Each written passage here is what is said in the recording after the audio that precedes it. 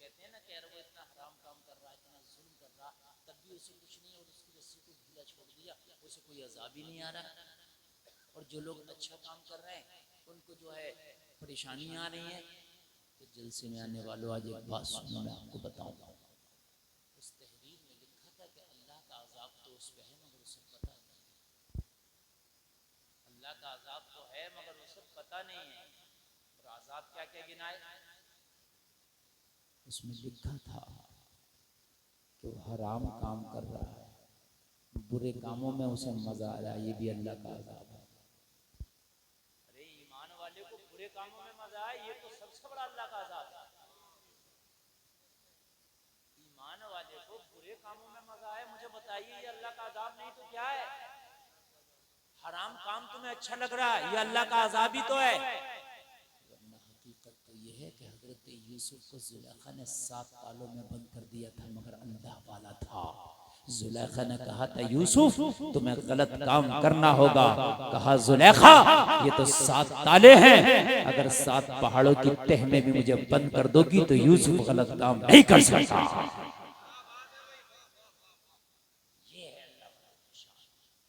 ये है अल्लाह वालों की शान। वो गलत काम करने वाला गलत काम कर रहा है और इसी में उसको मजा आ रहा, समझ लो ये अल्लाह का अदाब है उस पर। इसलिए कि अल्लाह ने उससे वो तौफीक छीन ली, वो आंख अल्लाह ने उससे छीन ली कि बुरा काम उसे बुरा नजर आए। वो आंख अल्लाह ने उससे छीन ली कि बुरा काम उसे बुरा नजर आए।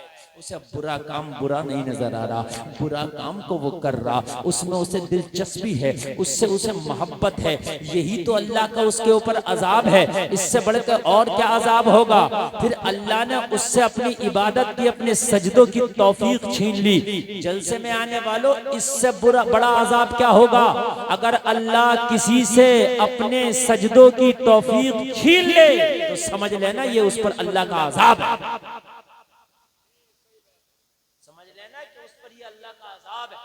हजरत मूसा ने पूछी अल्लाह की बारगाह में, मौला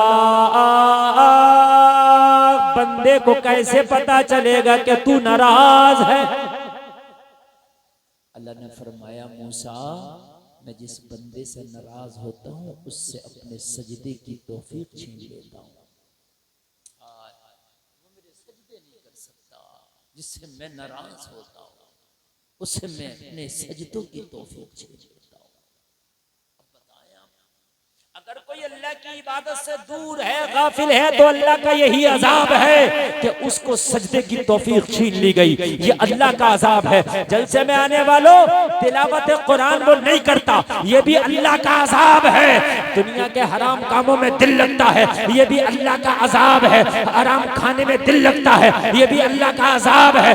हराम कमाने में मजा आता है, ये भी अल्लाह का अजाब है। नमाजों से दूर है, ये भी अल्लाह का अजाब है। सच्चाई से दूर है, ये भी अल्लाह का अजाब है। अल्लाह के रास्ते से हट गया है, शैतान के रास्ते पे लग गया है, ये भी अल्लाह का अजाब है। आप अल्लाह की बारगाह में रोकर दुआ किया करो, या अल्लाह तू कभी हमसे नाराज ना होना, अपने रास्ते से हमें ना भटकने देना। या अल्लाह हमारी जिंदगी में कोई ऐसा दिन ना आने देना कि हम तेरे रास्ते से भटक जाए। ये अल्लाह की बारगाह में दुआ करें, ये अल्लाह की बारगाह में आप दुआ करें। इसलिए कि अगर अल्लाह ने सजदे की तौफीक छीन ली तो जलसे में आने वालों उस रब का तो कुछ नहीं बिगड़ेगा मगर तुम्हारा सब कुछ तबाह हो जाएगा।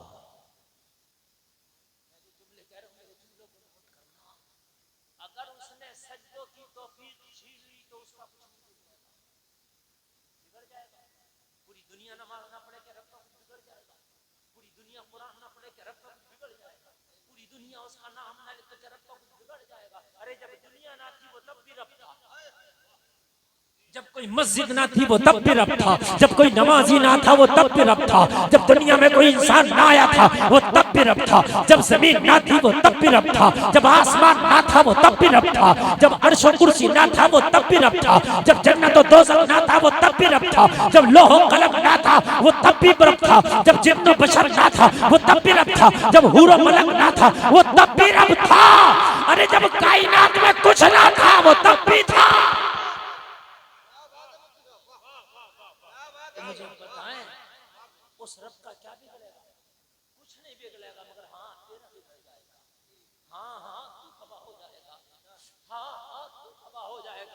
तू ऐसा तबाह हो जाएगा तुझे पता भी नहीं चलेगा कि मैं कहाँ तबाह हो गया।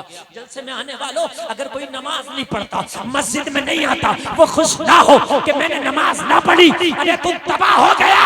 अल्लाह ने तुझसे सजदे की तौफीक छीन ली। अगर अल्लाह तुझे तौफीक देता तो हमने तो तारीखों में पढ़ा है कि सजदे तलवारों के साए में भी किए गए हैं। तलवारें सजदों को ना रोक सकी, तलवारें भी सजदों को ना रोक सकी। जलसे में आने वालों, हराम काम की तरफ अगर दिल लगे तो समझ लेना अल्लाह का अज़ाब है तुम्हारे। बुरे कामों में मजा आए तो समझ लेना अल्लाह का अज़ाब है तुम्हारे ऊपर। अच्छे काम को दिल ना करे तो समझ लेना अल्लाह का अज़ाब है तुम्हारे ऊपर। इसलिए कि बुराई की तरफ तुम लग गए, तुमसे तुम्हारा रब नाराज है। अगर तुमसे तुम्हारा रब राजी होता तो खुदा की कसम तुम बुरे काम की तरफ जाते ही रहे।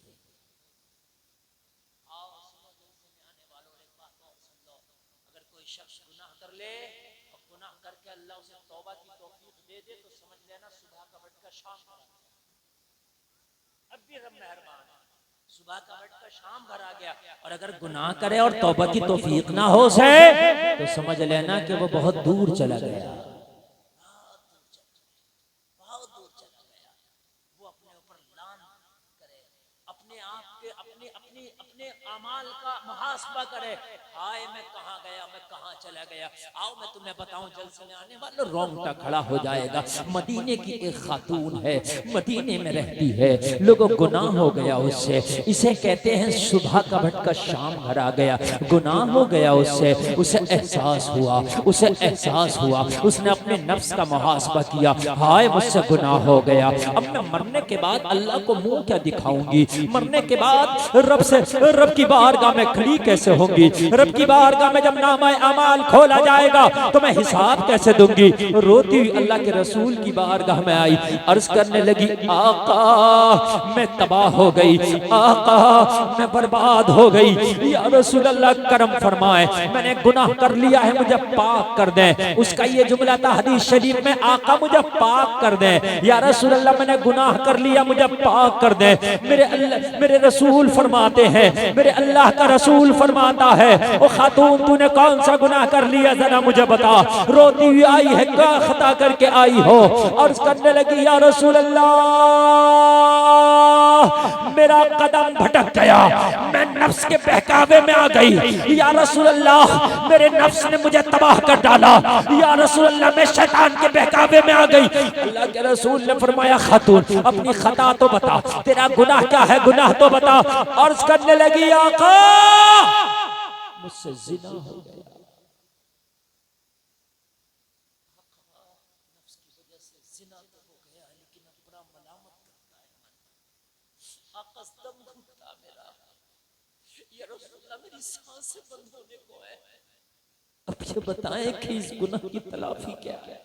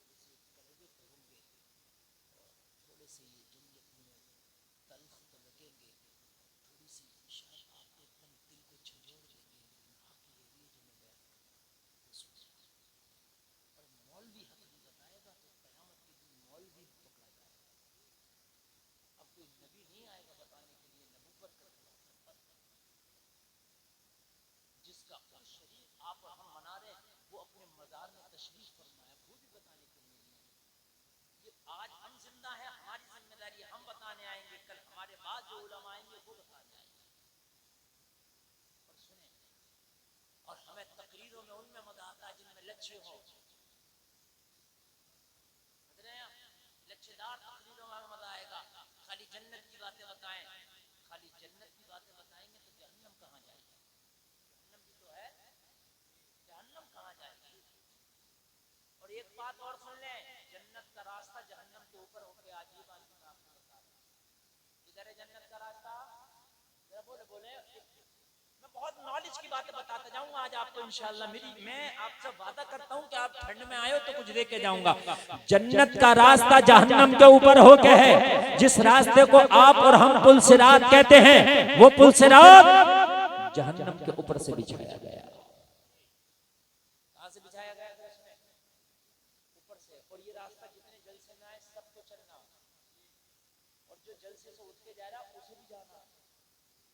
वो ये ना सोचे कि इस रास्ते पे मैं नहीं चलूंगा, जो जलसे से उठ के जाएगा वो भी चलेगा। इसलिए पहले देख लो, मैं तुम्हें आज रास्ता बता रहा हूँ, सुन लो। जब पता ही नहीं होगा तो चलोगे कैसे? सुन लो, सुन लो।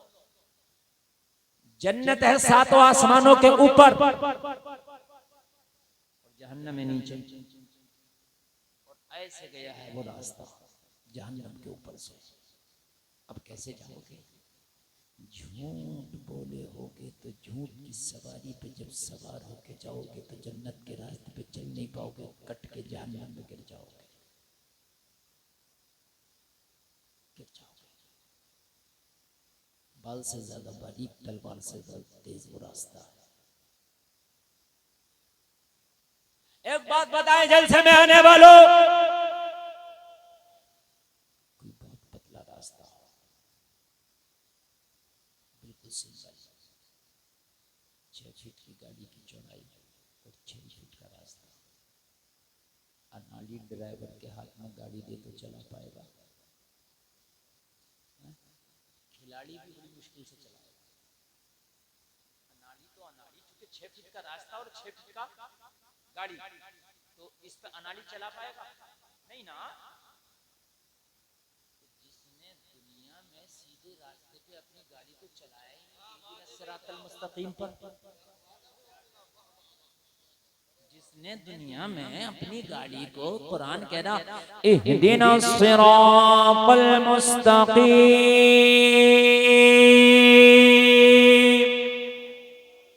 सब लोग बोले सुभान अल्लाह। अल्लाह फरमा रहा सीधा रास्ता चला, बंदे दुआ कर मुझसे, मुझे सीधा रास्ता चला। जब यहां तू सीधा रास्ता चलेगा तो मरने के बाद जो पुल सिरात है वो सीधे तुझे मैं चला दूंगा। यहां सीधा चल के गया होगा तो वहां भी सीधा चलेगा। और जब यहां टेढ़ा चल के गया होगा, कभी झूठ में गया होगा, कभी गीबत में गया होगा, कभी फिल्म में गया होगा, कभी नाच में गया होगा, कभी गाने में गया होगा, कभी मैं खाने में गया होगा। ये टेढ़ा है ना, ये टेढ़े है ना सब रास्ते। अल्लाह का तो है नहीं, अल्लाह का तो सीधा रास्ता है। या अल्लाह कौन सा तेरा रास्ता?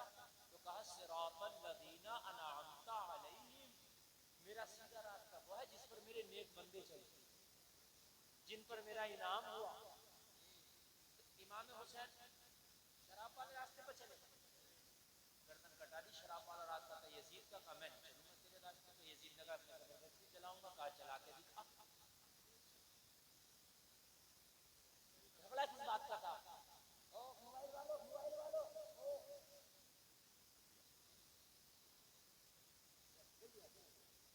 कोई शराब देखिए न देखिए, कुछ घर पे जा रहे थे तो कोई शराब बता रहा हूँ, बैठ जाओ पी लो, कैसी होगी कोई शराब। कयामत में ये भी कहोगे मैं घर पे चला गया था, मुझे छोड़ दे अल्लाह। अच्छा अच्छा, एक बात बताओ, कयामत में तुम ये कहोगे या अल्लाह मैं तो चला गया था जेल से छोड़ के? मुफ्ती साहब ने तो बताया था पुल सिरात के बारे में, तो अल्लाह कहेगा अरे अरे फरिश्तों इन्हें बाईपास हो,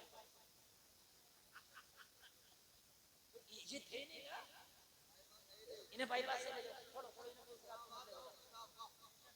तुम सुनो मत सुनो, तुम्हें जाना पड़ेगा उसी रास्ते से, तो तुम वहां पछताओगे। मुफ्ती साहब की बात को सुन लेता तो बड़ा अच्छा रहता यार, इसलिए कि उन्होंने बतलाया था वो कैसा होगा। जब नॉलेज होगी तभी तो चलोगे। तो नॉलेज हम आपको दे रहे हैं, अब हम तुम्हें नॉलेज दे रहे हैं और ये नॉलेज ले लो आप।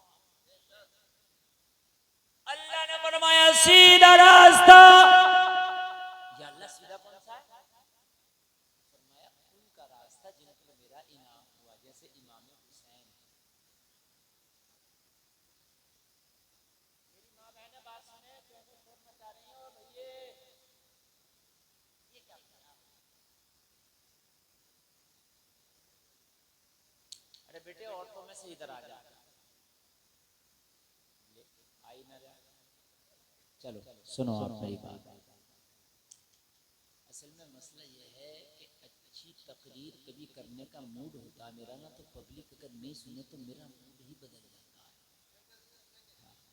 और मैं आपको सुनाने के लिए आज बड़ा प्यारा टॉपिक उठा के बैठा हूँ कि जिससे आपका दुनिया और आखिरत दोनों सवर जाए और इंशाल्लाह सब रहेगी। और मेरे नौजवानों बैठ जाओ, बिल्कुल मोहब्बत से सुनो। रात कितनी भी ठंडी हो, आज रात से कह देना तेरी ठंड में आने वाले नहीं है, आज तकरीर सुनेंगे इंशाल्लाह इंशाल्लाह। हाँ और एक बात बताऊं मैं, सच्ची बात, मैं वो मौलवी हूँ अल्हम्दुलिल्लाह, ये अल्लाह का फजल है। एक जगह जलसा था, दूसरे दिन को वाली थी बहुत बड़ी, तो मेरी तारीख उन्होंने सही तरीके से लिखवा नहीं पाए। मुझे उन्होंने फ़ोन किया, मैंने कहा आपने तारीख लिखवा नहीं पाए। बोले हाँ हजरत हमारी गलती हो गई। मैंने कहा कल करा लो मेरी तकरीर। बोले कल तो मुकाबला है, कब वाला है। मैंने कहा आपके ऊपर है। कोई बोले कि हजरत मुकाबला हो ना हो, मुकाबले के चाहे उसमें आगे बढ़ा देंगे, आप तारीख को कल आप सच बात है। हाँ हाँ हाँ, फिर कैंसिल कर दिया तकरीर के खातिर। हाँ, ये अल्लाह का फजल है। और एक बात मैं आपको और बता रहा हूँ, अच्छी बात मिलती है नसीब वालों को, वरना अच्छी बताने वाले नहीं है। अगर दो भाइयों में झगड़ा हो जाए तो आकर उस्ताते हैं, कहते हैं तू कम है क्या किसी से, तू भी तो उसी बाप की औलाद है। कोई ये नहीं कहता है कि मेरे भाई कोई बात नहीं, कुरान में है वल काज़िमीन गैज़ वल आफीना अनिन नास वल्लाहु युहिब्बुल मुहसिनीन। कोई बात नहीं, अल्लाह कुरान में फरमाता है जो लोग गुस्से को पी जाते हैं और लोगों को माफ कर देते हैं, अल्लाह एहसान करने वालों को पसंद फरमाता है। कोई कहता सुना है कि भाई कोई बात नहीं, तुम वजह नहीं मियां, तुम क्या इनसे कम हो क्या। और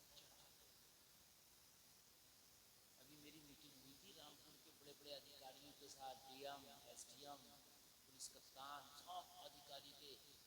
घरेलू मामला को गुफ्तगू कर रहे, कह रहे मुफ्ती साहब हम भी जानते हैं ये जो जितनी तलाक़ हो रही है, और खासकर बोले तुम मुसलमानों में, बोले इनमें 90% तलाक़ें ये दूसरों की वजह से है। मैंने कहा कैसे, कि लड़की और लड़के में जहाँ जहाँ अनबन हुई तो रिश्तेदार कहते हैं अरे हम क्या कम है, तू टेंशन मत लिए हम देख लेंगे इसे, तो कोर्ट और कचहरी थाने में देख लेंगे। बोले कुछ भी नहीं देखता, थाने कोर्ट कचहरी में आखिर में तलाक भी नहीं होता है। समझाना चाहिए कि तू बीवी है, अगर तेरे शौहर ने कोई बात कहा है तो तुझे गुस्से में नहीं आना चाहिए, वो तेरा शौहर है, चल बेटी अपने घर चल, उसका घर संवारना चाहिए। लेकिन भूपा अलग बरकरा रहा है, आलू अलग बरकरा रहा है। खबरदार, हम किसी से कम थोड़ी, और हिम्मत कैसे हुई, और चलो एफआईआर कराएंगे। हर चीज का हल एफआईआर नहीं है, हर चीज का हल एफआईआर नहीं है। समझाना भी एक चीज है, तो समझाने वाला अगर कोई तुम्हें मिले तो ये कर्म की बात है, बड़ी बात है। करबला में झगड़ा इसी बात का था, हजरत हुसैन का रास्ता था सीधा। यजीद बोला शराब वाले रास्ते पे चलाऊंगा, हुसैन ने कहा नहीं चलूंगा, तो कहा नहीं चलोगे जंग करना पड़ सकती है। हजरत हुसैन ने फरमाया गर्दन तो कटा सकता हूँ मगर मैं टेढ़ा रास्ता नहीं चलूंगा, जो कुरान ने सीधा बताया है उसी पे चलूंगा। गर्दन कटा दी, नहीं चली। हम हैं, हमारे कितने टेढ़े रास्ते हैं, मुझे बताओ। झूठ का रास्ता हमारा, शराब का रास्ता हमारा, जिना का रास्ता हमारा, सूद का रास्ता हमारा, जितनी बुराइयों के रास्ते उन रास्तों पर हम चल रहे हैं। मुझे तो बताओ, तो जब यहाँ टेढ़े रास्ते पे चल रहे हो तो अल्लाह ताला कयामत के दिन तुम्हें कैसे सीधा करा देगा पुल सिरात पे। थोड़ा सा भटकोगे गिरोगे तो कहाँ गिरोगे। अरे भाई दरिया के ऊपर से जब पुल जाता है और जब पुल से गिरोगे तो कहाँ गिरोगे। अगर वो रास्ता जहन्नम से अलग वो रास्ता जहन्नम के ऊपर से है, अगर गिरोगे तो जहन्नम में गिरोगे। इसलिए जलसे में आने वालों सीधा रास्ता चलना दुनिया में सीख जाओ, ताकि कयामत के दिन जब पुल से रात पे तुम्हें चलाया जाए तो सीधा चलना तुम्हें आता हो। सीधा चलना आता हो, ताकि गुजर जाओ उस रास्ते से। सीखो, ये थोड़ी सी उम्र है, दोबारा नहीं दी जाएगी। न दूसरा जन्म होता है, न पुनर्जन्म होता है, सिर्फ एक ही जन्म है। और इस जन्म में भी अल्लाह ने अगर मौत लिख दी है ना, तो अल्लाह फरमाता ऐनमा तकूनु युदरिकुमुल मौत वलौ कुंतुम फी बुरूजिम मुशय्यदा। तुम कितने ही मजबूत किले में क्यों ना बंद हो जाओ, मौत का वक्त आएगा ना तो मौत तुम्हें वहां भी पालेगी। जलसे में आने वालों मौत का वक्त नहीं रुकता, जलसे में आने वालों मौत का वक्त नहीं टाला जाता। अगर गुनाह कर लिए हैं अल्लाह की बारगाह में रो गिड़गिड़ाओ, कहो मौला तू हमसे नाराज हो गया, इसी वजह से हम गुनाह पे गुनाह करते चले गए। या अल्लाह तू माफ कर दे हमें, अपने पिछले गुनाहों से तौबा करते हैं। या अल्लाह आगे से गुनाह ना करने का वादा करते हैं। मेरे मौला तू राजी हो जा, रात को तहज्जुद में उठो और तहज्जुद पढ़ने के बाद रो, अपने रूठे हुए मौला को मना लो। अब भी अगर वो राजी हो गया तो जलसे में आने वालों काम बन जाएगा, लेकिन अगर वो नाराज रह गया, इसी हाल में मुलाकात, इसी हाथ में मौत आ गई, तो मुझे बताओ होगा क्या? पैसा काम नहीं आएगा, बैलेंस काम नहीं आएगा, सोना काम नहीं, चांदी काम नहीं, बाप काम नहीं आएगा, माँ काम नहीं आएगी, भाई काम नहीं आएगा, बेटा काम नहीं आएगा, दोस्त काम नहीं आएगा। सब कहेंगे नफ्सी नफ्सी नफ्सी। आज तो मुझे खुद अपनी पड़ी है, आज तुम तो खुद अपनी पड़ी है। हाय जिस दुनिया के ऊपर तुम दारो मदारो तकिया कर रहे हो, ये दुनिया तो तुझे मनोमट्टी के नीचे दफन करके पलट के भी नहीं देखती। हाय तुझे तो पता नहीं है जिससे तूने दिल लगाया है यही तुझे अपने हाथ में मिट्टी उठा के कहते हैं मिनहा खलकनाकुम व फीहा नुईदुकुम व मिनहा नुखरिजुकुम तारतन उखरा। तुझे मिट्टी के नीचे दफन करके बता कब्र में तेरी कौन खैरियत लेने आता है? अरे दुनिया तो बेवफा है। जलसे में आने वाले अगर दिल लगाना है तो दुनियादार से ना लगा, मदीने के ताजदार से लगा।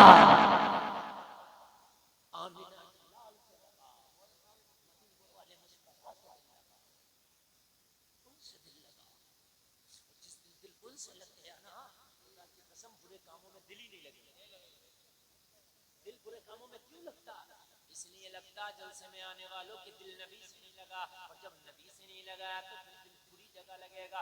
जिस दिल से अल्लाह का डर निकल जाता है उस दिल में दुनिया का डर आ जाता है, हर चीज का डर आ जाता है। और जिस दिल में अल्लाह का डर होता उस दिल में किसी का डर नहीं होता।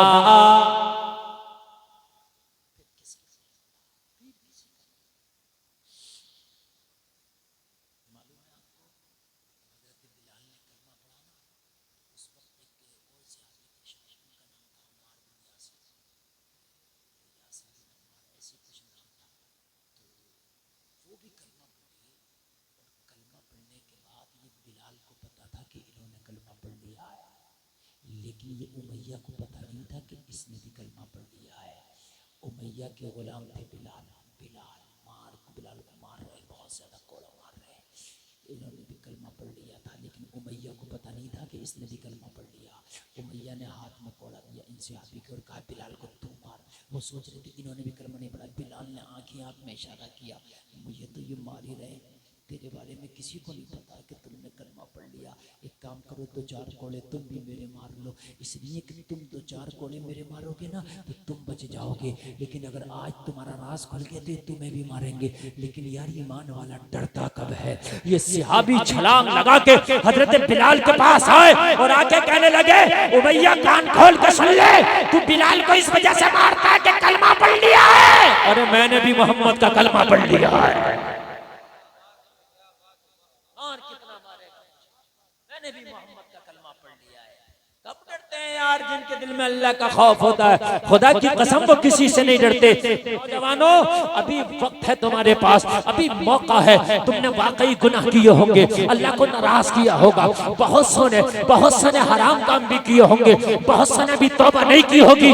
जलसे में ए आने वालों, अब सुबह का सूरज बाद में निकले, तुम्हारी तौबा पहले हो जाना चाहिए। पता नहीं कब मौत आ जाए और कब गुनाहों से लथपथ हम दुनिया से चले जाए। नारे तकबीर, नारे रिसालत, मसलके। उनका हाल ये होता जो आदमी गुनाह करके पछतावा ना करे, जो आदमी गुनाह करके तौबा ना करे, जो गुनाह करके अपने गुनाहों पे शर्मिंदा ना हो, समझ लेना अल्लाह नाराज हो गया, वो भटक गया है। उस पर ये अल्लाह का अदाब है कि वो अल्लाह से बहुत दूर चला गया, बहुत दूर। जलसे में आने वालों, मदीने की इस औरत से गुनाह हुआ, अल्लाह के रसूल की बारगाह में आकर रोने लगी, गिड़गिड़ाने लगी। अल्लाह के रसूल ने फरमाया, खातून रोती क्यों है? अर्ज करने लगी, या रसूल अल्लाह गुनाह हो गया। मेरे करीम मुस्तफा ने फरमाया, बता क्या हो गया? अर्ज करने लगी, आका मुझसे जिना हो गया है। या रसूल अल्लाह, मैं जिना कर ली हूँ, आका मुझे पाक कर दे। या रसूल अल्लाह, मेरे गुनाह की सजा क्या होगी? मेरे गुनाह की सजा दे दे ताकि मैं पाक हो जाऊं। लोगों जरा गौर करो, अल्लाह के रसूल ने उसके जबान से जब ये बात सुनी कि जिना कर लिया है, तो अल्लाह के रसूल ने फरमाया, तेरा दिमागी तवाज़ुन तो ठीक है? अर्ज करने लगी, हाँ हाँ आका, मेरा दिमाग ठीक है, लेकिन मैंने जिना कर लिया, इसलिए आई हूँ। अब बताएं इसका आका, इसकी सजा क्या होगी? मेरे नबी ने फरमाया, रुक जा, खामोश हो जा।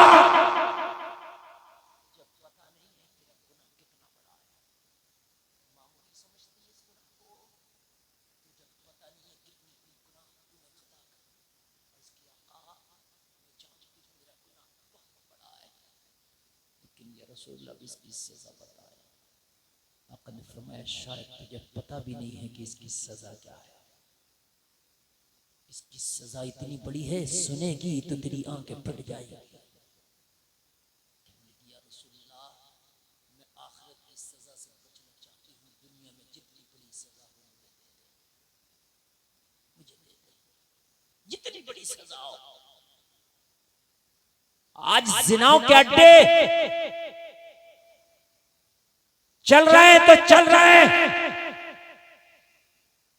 जो जिनाओं में शामिल है वो पीछे नहीं आते, आगे बढ़ते चले जा रहे हैं, फख्र के साथ जिना कर रहे हैं। समझ लो तुम बर्बादी के दलदल में फंस चुके हो। वो जिना करने वालों, सुनो, तुम्हारे लिए तबाही है। अगर जिना का गुनाह तुम्हें पता चल जाए तो खुदा की कसम तुम जिना के करीब न जाओ।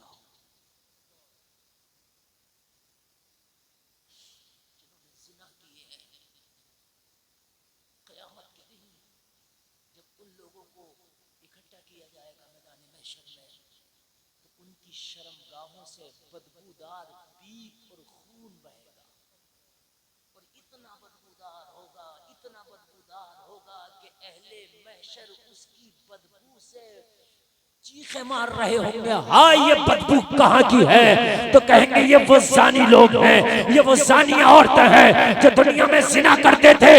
इनकी शर्मगाहों से ये सड़ा हुआ कचरा बह रहा है, और फिर हुक्म होगा कि इन जिना करने वालों को ये पिलाया जाए।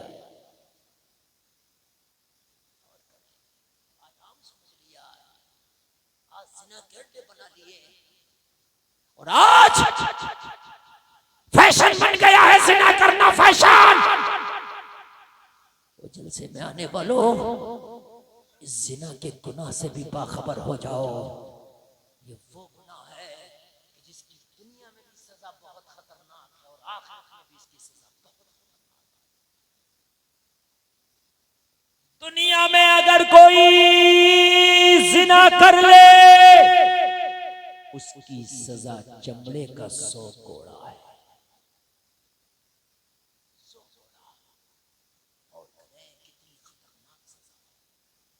नौजवानों, अगर कोई तुम्हारा दोस्त मुलव्विस हो तो अपने दोस्त को बताओ। आज दोस्त अपने दोस्तों को जिना के किस्से बताते हैं, जिना की कहानियां बताते हैं, नमक मिर्च लगा लगा के बताते बताते हैं, दोस्त बड़ी खुशी से सुनते हैं। हाय बर्बादी है सुनने वालों के लिए, हाय बर्बादी है सुनाने वालों के लिए। जलसे में आने वालों, अपने दोस्तों को बताओ ये जिना का किस्सा नमक मिर्च लगा के मुझे ना बता, हो सके तो इससे तौबा कर ले। ये वो गुनाह का दलदल है जो जिना करता है, अल्लाह उसकी कमाई से बरकत उठा ले।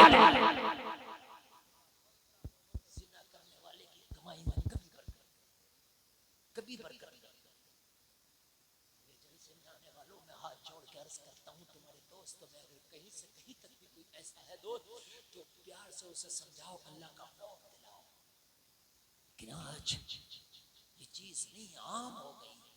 सुनो, ये है अल्लाह की बंदी, जिना हो गया, गुनाह हो गया, अल्लाह के रसूल की बारगाह में आई, आका मुझसे गुनाह हो गया, अब इसकी सजा बताएं। अल्लाह के रसूल ने सहाबा को खड़ा किया और खड़ा करके फरमाया, जाओ इसके घर जाओ और इसके घर जाके पूछो कि ये पागल तो नहीं है, इसका दिमाग तो ठीक है। अल्लाह के रसूल के सहाबी उस औरत के घर गए और औरत के घर जाने के बाद मैं उसके घर वालों से पूछा, क्या इस औरत का दिमागी तवाजुन ठीक है? अर्ज करने लगे, सारे सहाबा से अर्ज किया, हाँ हाँ इसका दिमागी तवाजुन ठीक है। बस अल्लाह के रसूल की बारगाह में आए और आकर अर्ज करने लगे, आका इसका तो दिमागी तवाजुन भी ठीक है, हमने घर वालों से तस्दीक कर ली है, दिमाग ठीक है।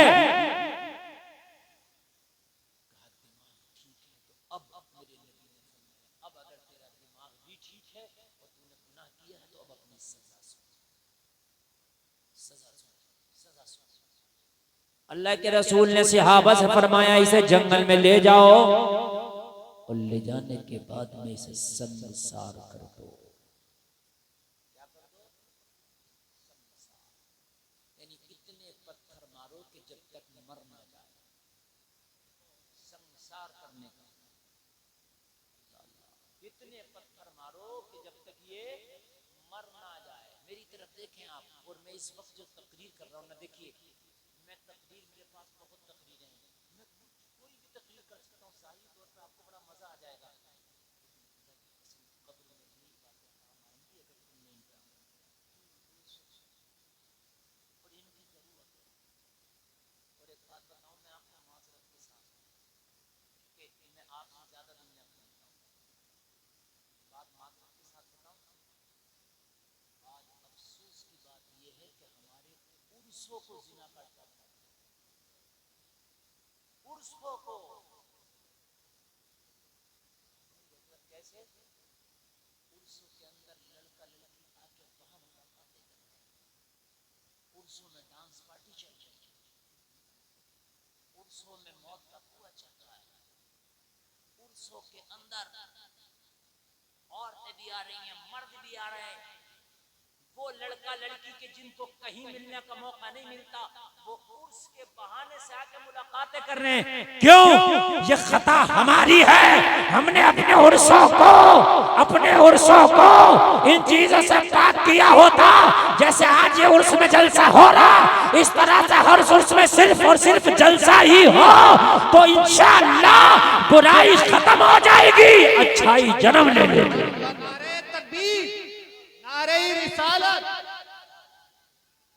जो आज मैं बयान कर रहा हूँ जलसे में आने वालों, जबकि मैं भी उर्सों में जाता हूँ और मैं भी उर्स कराता हूँ, मगर जलसे में आने वालों उर्स ऐसा करो जिससे अली शाह मियां भी राजी हो जाएं, उर्स ऐसा करो जिससे अजमेर का गरीब नवाज भी राजी हो जाए, उर्स ऐसा करो कि जिससे निजामुद्दीन महबूब इलाही भी राजी हो जाए, उर्स ऐसा करो जिससे कलियर का साबिर भी राजी हो जाए, उर्स ऐसा करो जिससे पाकपट्टम का फरीदुद्दीन राजी हो जाए। अरे उर्स ऐसा करो जैसे बरेली के अहमद रजा का होता है।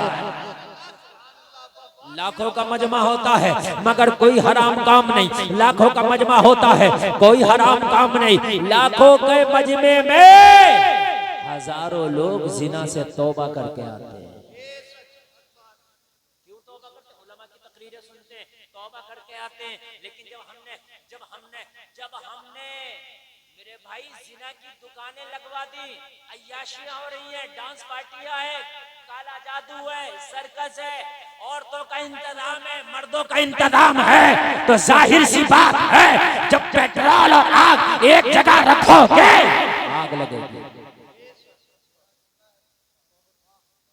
कयामत के दिन ये अल्लाह वाले भी गिरबान पकड़ेंगे,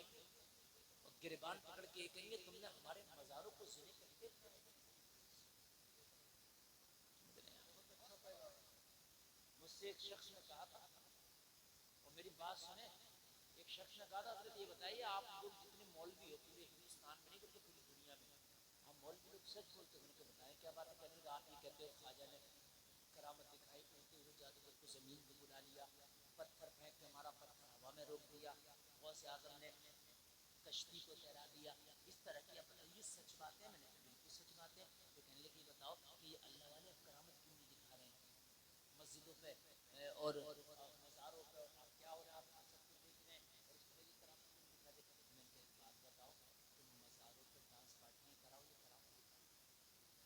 ये करामत ये करामत दिखाएंगे? मतलब मज़ार पे तुम हराम काम करो, ये करामत दिखाएंगे? तुम शराबे पिए तो ये करामत दिखाएंगे? ये इसलिए करामत दिखाएंगे कि हाँ तुम शराबे पीते रहो, हम दिखा रहे हैं करामत है। ये करामत जब दिखाते, जब तू सही रास्ते पर होता तो इनकी करामत आती,